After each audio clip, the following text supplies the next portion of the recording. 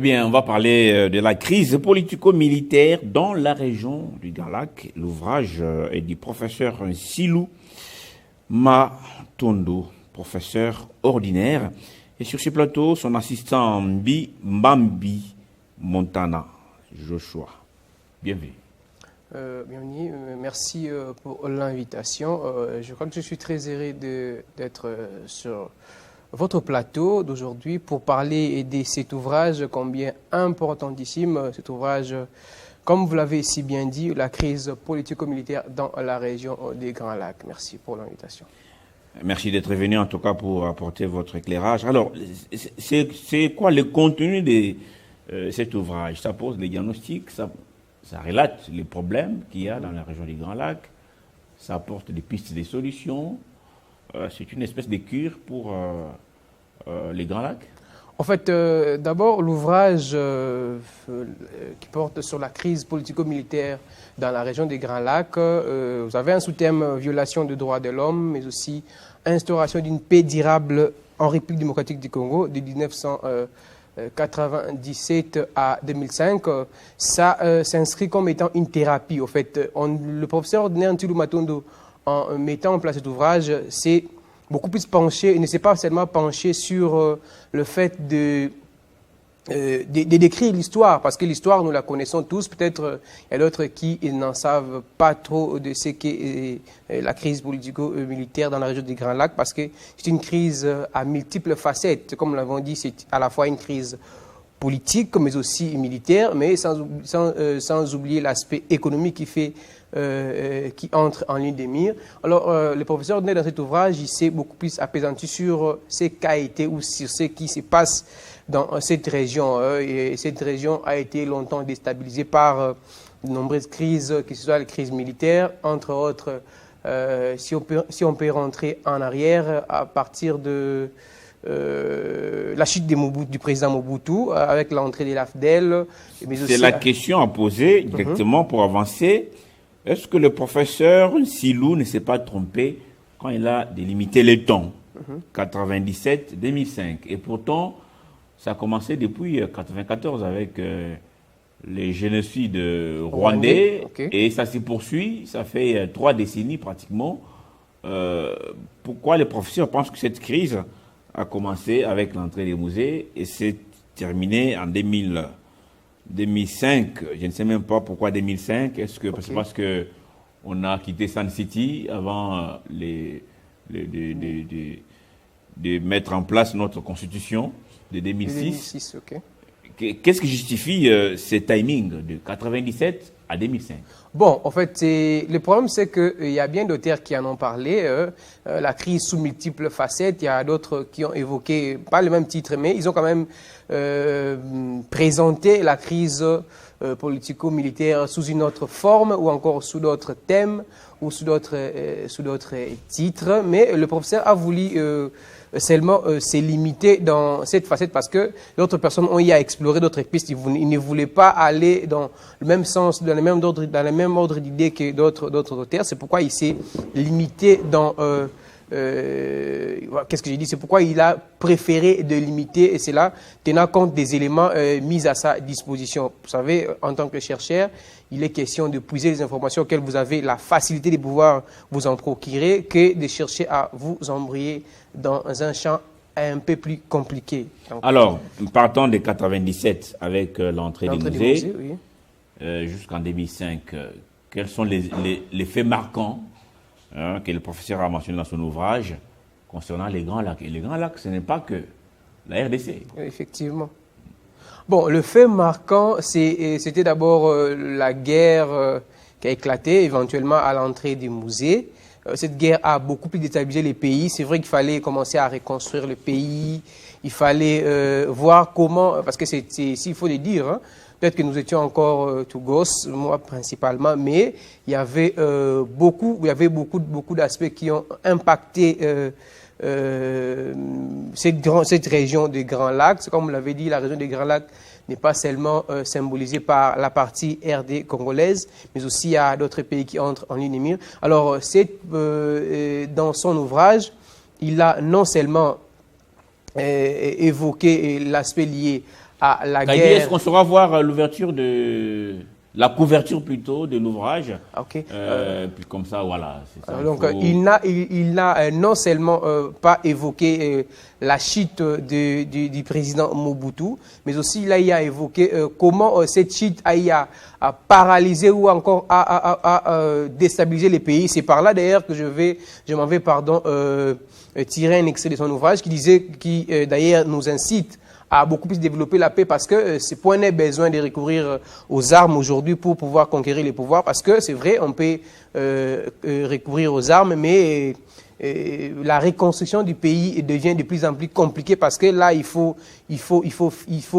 faudra mettre en place des mécanismes qui pourront maintenant permettre au pays de mieux évoluer. En dehors de l'aspect lié à la chute du président Bout de l'entrée de l'AFDEL, il y a aussi cette période de crise entre 2000, juste après la mort du président M. Laurent Désiré Kabila. En 2001. En 2001. Et cette crise avec la multiplicité des groupes armés dans la partie est du pays, que ce soit à Kisangani, à Goma, avec la naissance du MLC, RCD, ainsi de suite. En fait, c'est cette naissance des multiples groupes rebelles, s'il faut le dire ainsi, ou des groupes qui ont déstabilisé les pays, ont donné quand même matière de réflexion au professeur ordinaire, bien que d'autres terres y a évoqué cela, mais il a voulu aussi donner des pistes de solutions pour pouvoir éviter, n'est-ce pas, à l'avenir, que cette crise ne puisse éclater pour pouvoir maintenant pérenniser les acquis,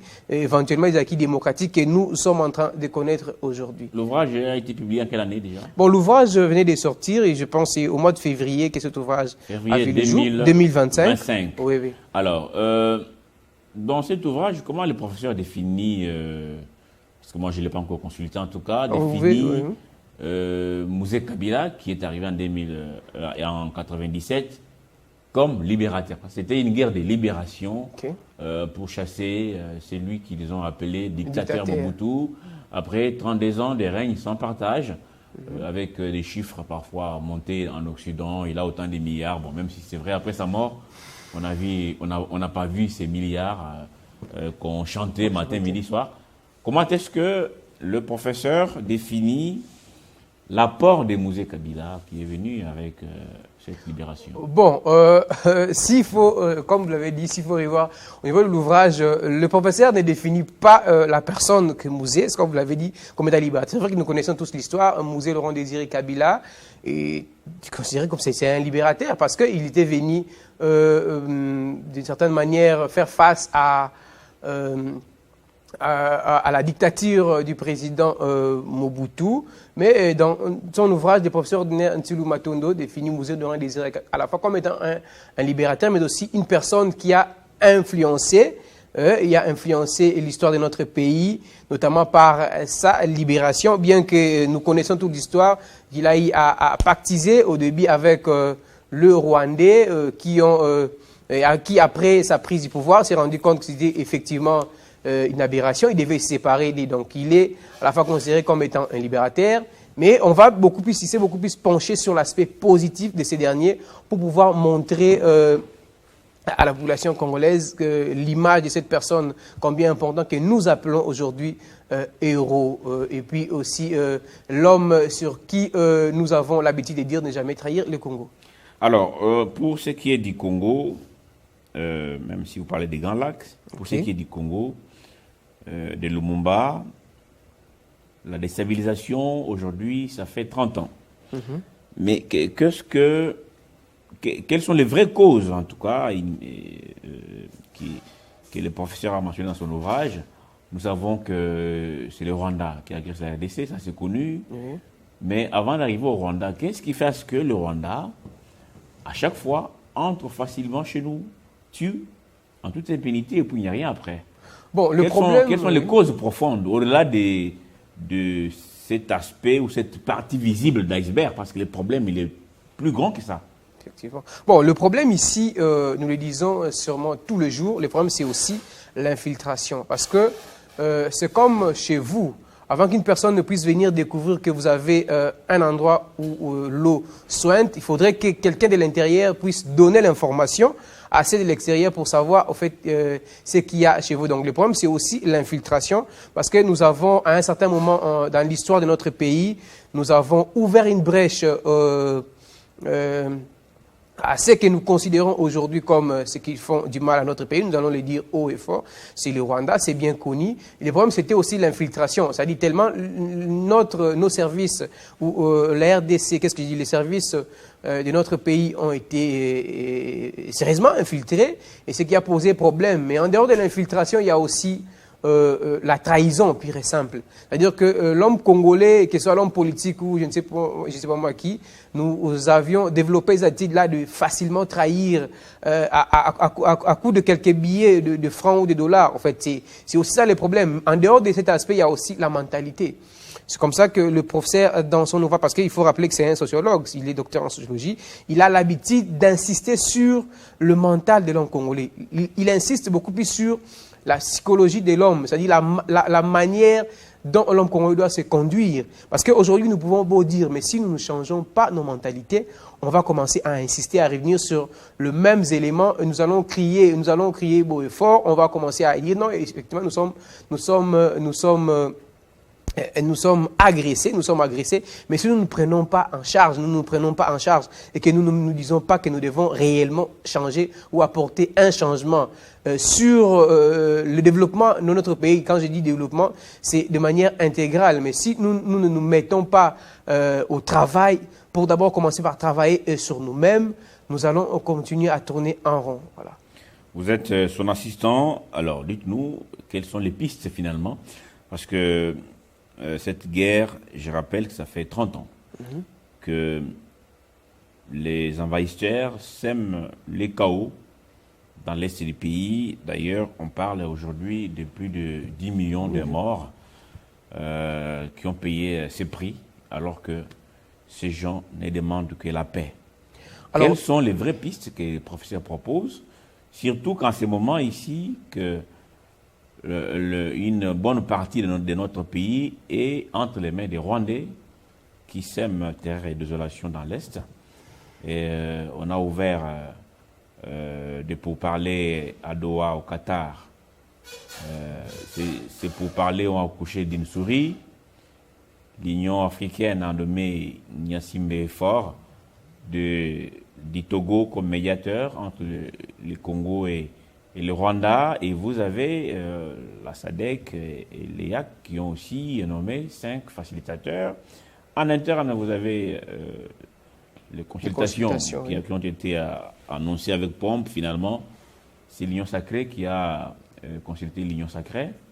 On ne sait pas si ça va apporter quoi. Et puis, il y a ces pactes sociaux des évêques qui créent aussi des polémiques après avoir dit que les Rwandais aussi ont financé la tournée de ces pères spirituels des Congolais.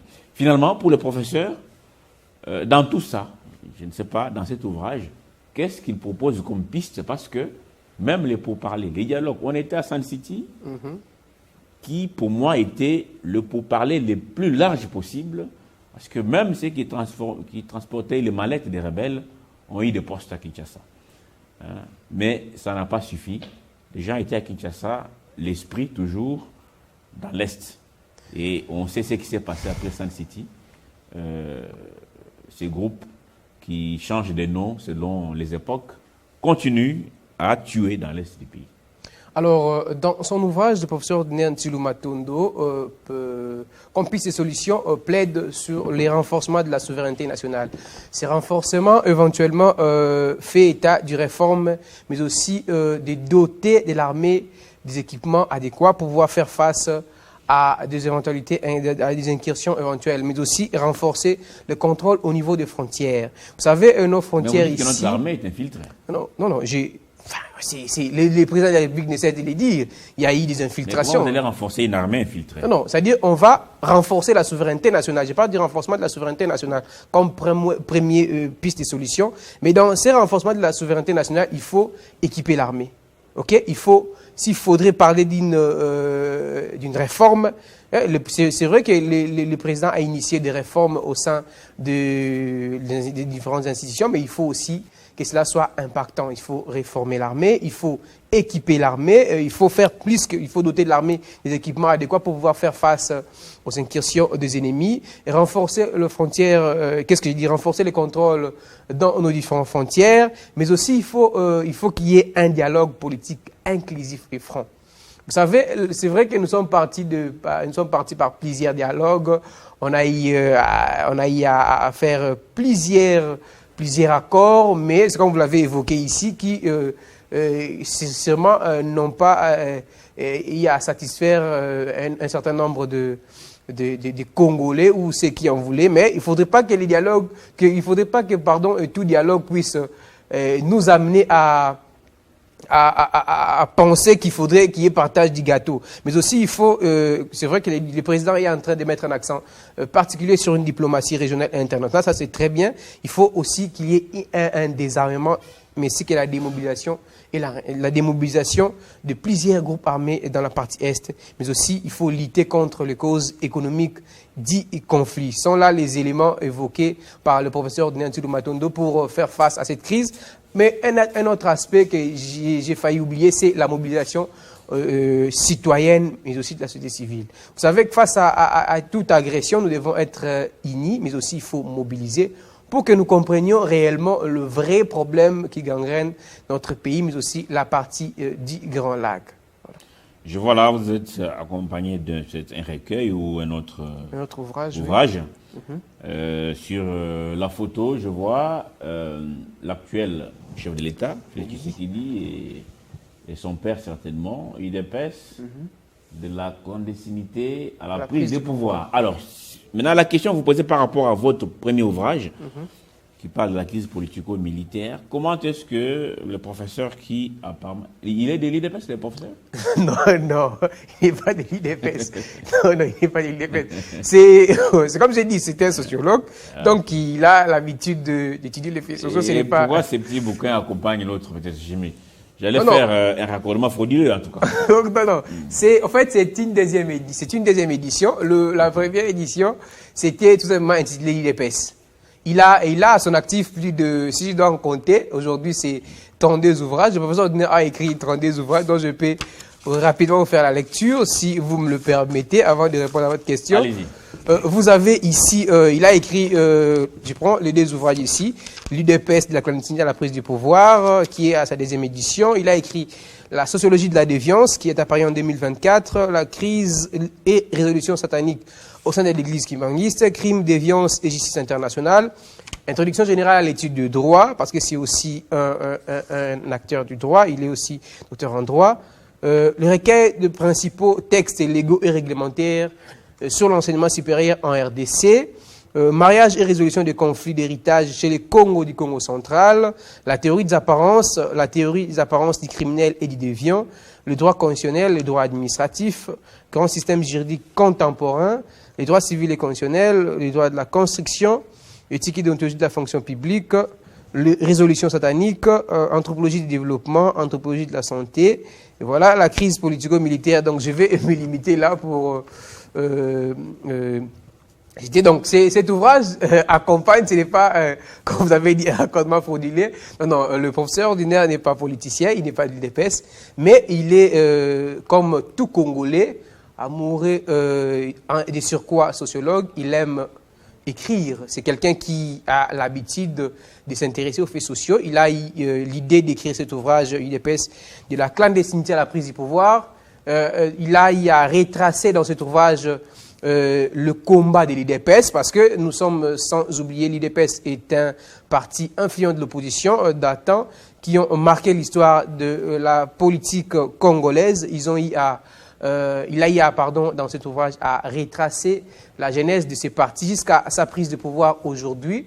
À la tête, c'est le président Félix-Antoine Tshisekedi Tshilombo qui est l'émanation de l'IDPS éventuellement, qui a pris les pouvoirs. C'est pourquoi nous avons jugé utile amener cet ouvrage, parce que nous allons éventuellement, cet ouvrage a été produit par où les deux ouvrages ont été produits par l'édition CRID. L'édition CRID est située à l'Institut supérieur de commerce de Matadi, où le professeur Ntsilou Matondo est directeur général.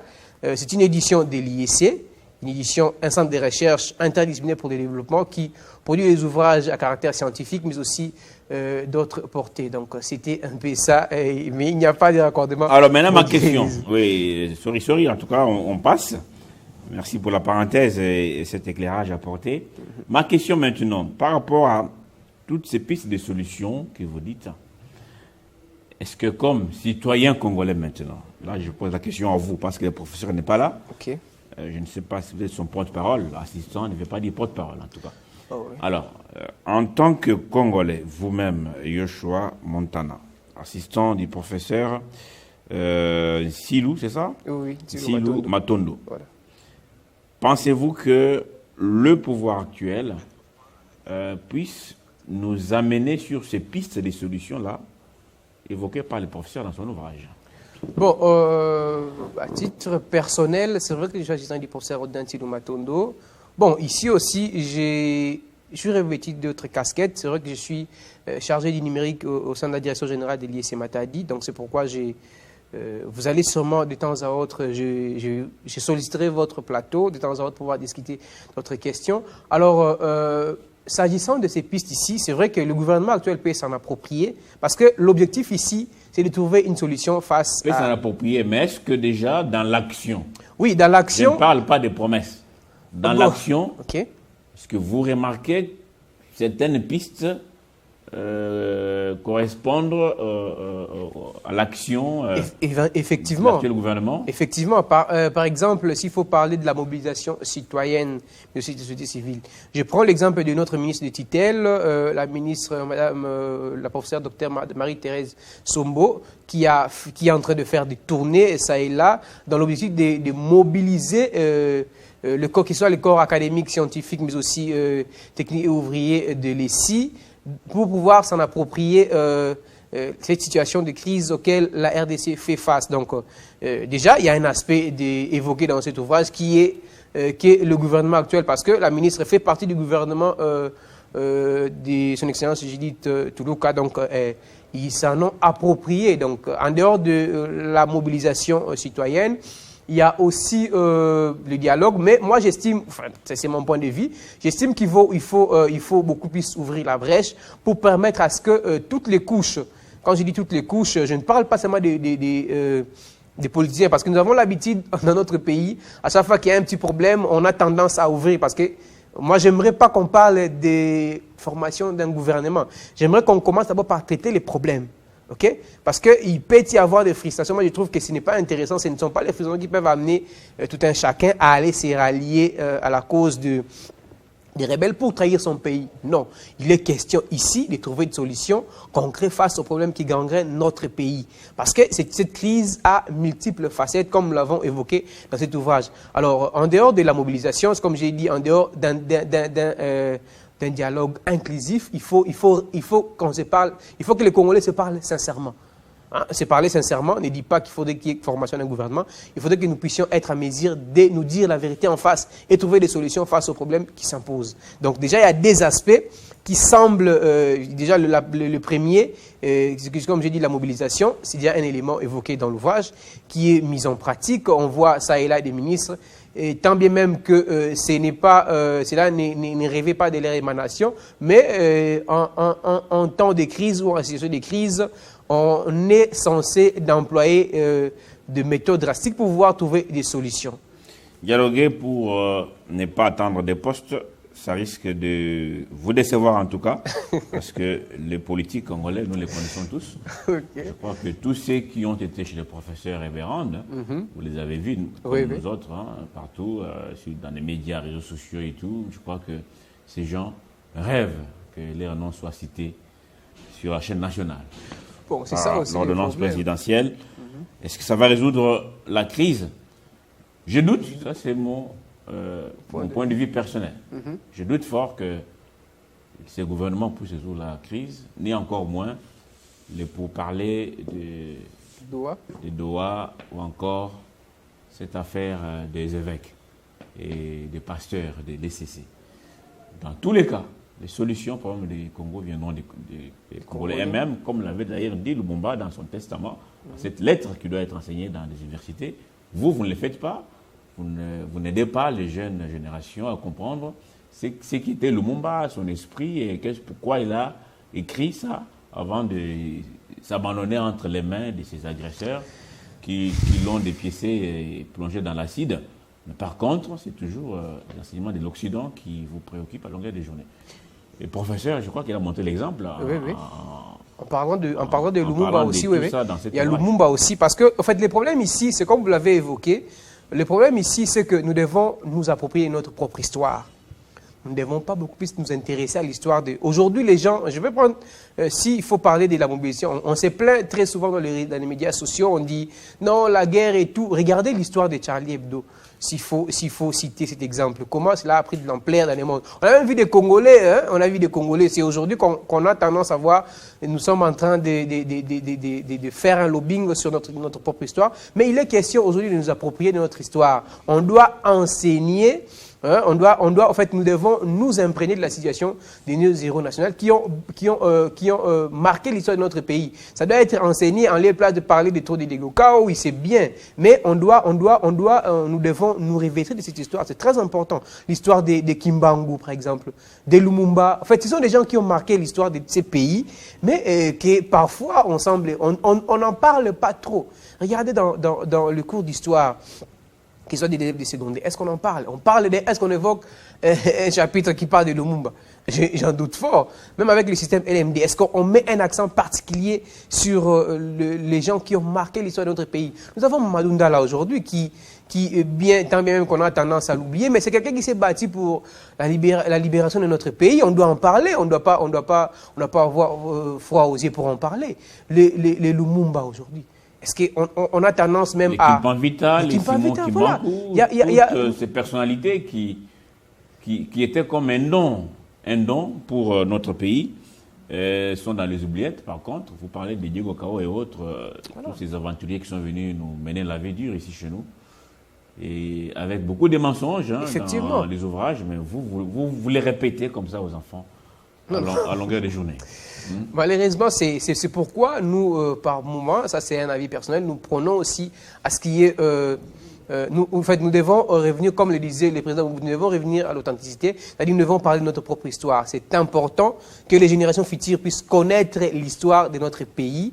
Au lieu de chercher d'abord à connaître l'histoire d'autres nations, ce n'est pas intéressant. C'est important pour nous de savoir que Lumumba a eu une histoire rocambolesque dans notre pays, que Kimbangu a marqué son temps dans notre pays, que Kimpa Vita et d'autres personnalités emblématiques qui ont marqué l'histoire de ces pays, et nous devons en parler en long et en large, en lieu et place de passer nos temps à parler des débats sur l'Occident et l'Orient. Donc c'est très important. Merci beaucoup Yoshua Montana Mbambi, assistant du professeur Nsilou Matondo.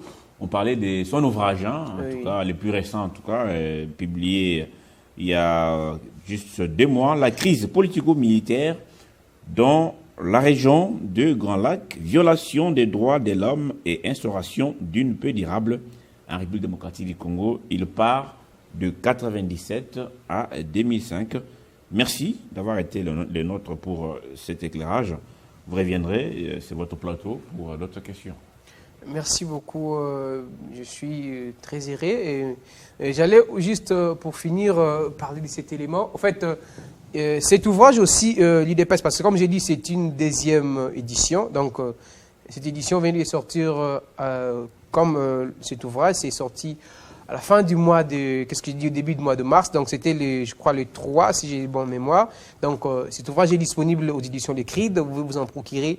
L'édition des CRID est située à l'Institut supérieur de commerce de Matadi, où le professeur Nsilou Matondo est directeur général, avec tout ce qu'il est en train de réaliser comme innovation au sein de cet établissement d'enseignement supérieur situé à Matadi, dans la province du Congo central. Nous y reviendrons sûrement sur la plupart des réalisations, sûrement que vous avez nous en avons parlé la fois dernière lors de notre passage sur l'antenne de la radio et des Télé 50.